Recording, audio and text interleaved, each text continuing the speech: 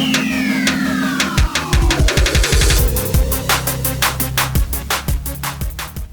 everyone, it's Software Dev Jason here, back with Kenna and another video for the Ride Pink channel. So, as you can tell, there's a new bike in front of us, and we have a new bike in front of us for two reasons. One, she has raced in two local motocross races, and both of those races she was in two classes. So she's running four different motos each time she goes to a race. And we have seen that there's definitely some limitations with that CRF80.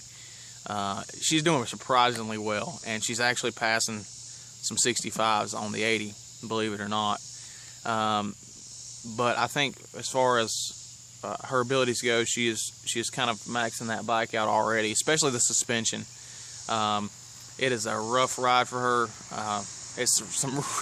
When she hits some of the big tabletops, it's some pretty sketchy landings because the suspension on that CRF80 is so lacking. Reason number two that we got the new bike is because, despite how well she is doing on the CRF80, all of the other good riders in her classes are on 65s, and the good riders on the 65s, there's no way she could ever keep up with them on the 80. Now, people who are just starting out on the 65s or just aren't really really great at it, she's actually beaten quite a few of them. But the actual good riders on the 65s, there's no way she's going to keep up with them on the 80. So reason one was the bike is just sketchy doing what she's doing with it, the 80 I'm talking about. Reason two is that she can't really be that competitive on that 80 when she's racing good riders. So yeah, that's the two reasons. But anyway, so we went and found us a used bike that's a little bit more suitable to what she's doing now, especially if she's going to continue to race. So we found us a used, what is it, Ken? A used KTM 65 SX. It's a 2007, so it has a little bit of age on it, but that's not that big of a deal because I only think she's going to be riding it for another year or so before she can really handle an 85. And I say that because an 85 is actually only 2 pounds heavier than that CRF80 that she's been manhandling on the motocross track so far. I think the problem is kind of the seat height on the 85, and she's not used to that hit of a two-stroke yet. So we went with the 65 and a used one that was really affordable. We got this bike, believe it or not, for about $400 or $500 less than what you're going to find a used 2007 for, and they're already pretty affordable, being 8 years old or whatever. So we got it for significantly less because they were trying to get rid of it, and also because it had a few issues with it, and I'll go over those in a minute. But yeah, so this is the bike. It's got a FMF PowerCore 2 silencer, I think. The suspension's been done by SR1, which is a local to our area anyway, suspension shop. Plastics are in great shape. It's got Renthal bars, Renthal grips, Renthal sprockets. Seats in good condition. There's a lot of little small problems, and I'm going to go over all of those. And that's one of the reasons we got it so cheap. Yeah, we got a good deal on it, but we got to put some time into it to get it right. The only thing that is really mechanically sound right now is actually the engine. So, Ken, if you want to go ahead and start it up for everybody. There you go.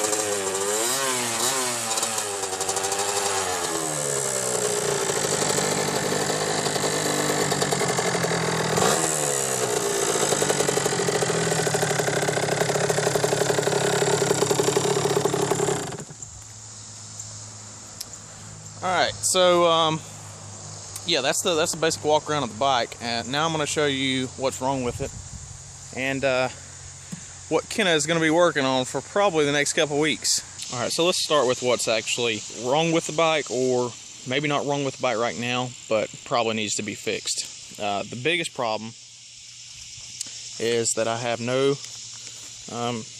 pressure at all on this front brake. The front caliper does not close. So I'm squeezing the brake, it doesn't close. So my first thought is there's a bunch of air in the line. So this morning I went ahead and bled that brake, and I'm getting nothing but air. It never stops pushing air out. So I'm assuming this master cylinder here, I need to put a rebuild kit in that. I'm sure it's sucking air somewhere. This hose is a little suspect as well. The guy said it was taped just because that the rubber tubing cracked. I'm not so sure, so I'm gonna have to double check that. Steering stem bearing, that's one of the things I found that people just leave alone. The linkage bearings, I could tell from the side here, this linkage bearing was pretty rough. It looks like there's probably some water you can get in there to it. So the linkage bearings I'm going to change out. Front and rear wheel bearings. The rear shock bearing probably need to be changed. There's a lot of play in that rear shock. The rear mud guard, I'm not sure if it just a hole got wore in it or what, or something got jammed in there and broke it. The air filter in it was actually clean. It was actually the one thing on the bike that was clean. So I'm going to change and put a uni filter in it and keep that one that came with it as a spare. The clutch is finicky. It needs some adjustment. I haven't adjusted anything yet.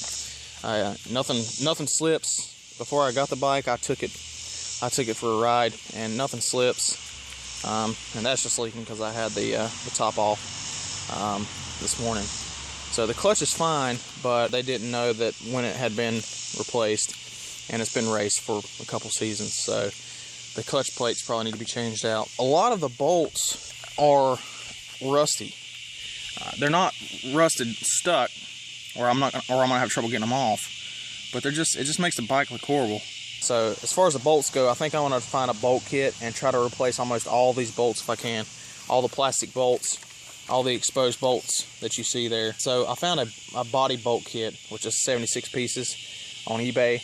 That covers all the bolts for all the plastics and things.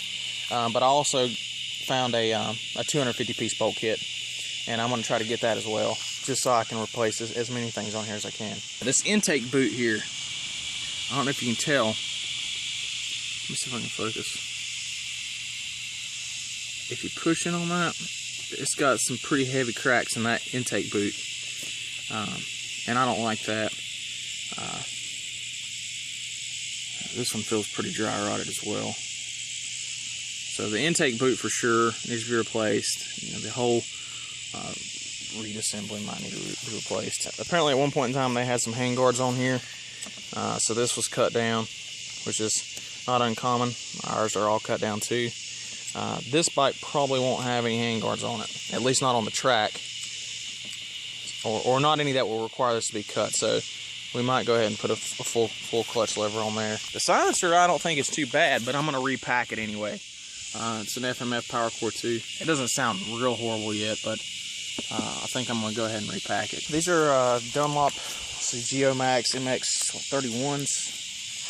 Yeah, so these are Geomax MX31s. You know, they're not brand new, but they still have some tread on them. They don't need to be replaced right yet. They will soon. This one is a newer tire than the front. The front looks like it's been sitting for a while. There's a few spots on this front tire where, let me see if I can find a spot. Yeah, where there's some like dry rotting. I don't know if you can see those cracks. It's not heavy, but it's there. That's all I found so far. I mean, overall, all those bearings and stuff are going to cause me some headaches replacing everything. But you know, bearings are cheap and they make the bike work so much better. But overall, we are pretty happy with what we got. Like I said, we got this bike dirt cheap. It's a solid bike right now. With a few little things, I think we'll have a pretty solid bike that we can race for at least a season. So tell everyone what you're gonna have to do to pay for all these this bike and the parts that goes on it. Go ahead and stand over there and tell them. Nothing's free, is it? So what scrap metal, and I have to take all the gas things out of like everything. Yeah. Because they won't take gas. Put the gas in. So I'm gonna have to do that. That's right. So, you know, we could have went out and got a new bike, but that just seemed really silly for the amount of time we're going to use it. Yeah. So what she's going to do to kind of finance this bike is we've been hoarding some scrap metal that people have had laying around, and we've got a pretty big stash of it now. And it's certainly enough to pay for almost all the stuff we want to do with it, and probably some more. So we have probably 6 or 7 mowers. Some of them push mowers, some of them are large riding mowers. And she's going to have to take the gas tanks off and prep them to go to the scrap yard.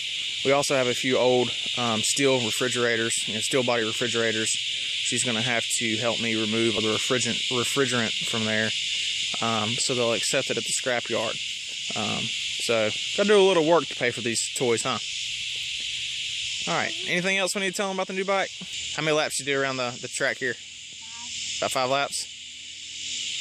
How's it different from your other bike? It sounds a lot different, and it's also a lot faster. It definitely sounds a lot different. It's not a 4-stroke. It's not a 4-stroke. That's right. So it's got kind of a hit, doesn't it? Yeah. When you hit that power band, about throws you off the back, huh?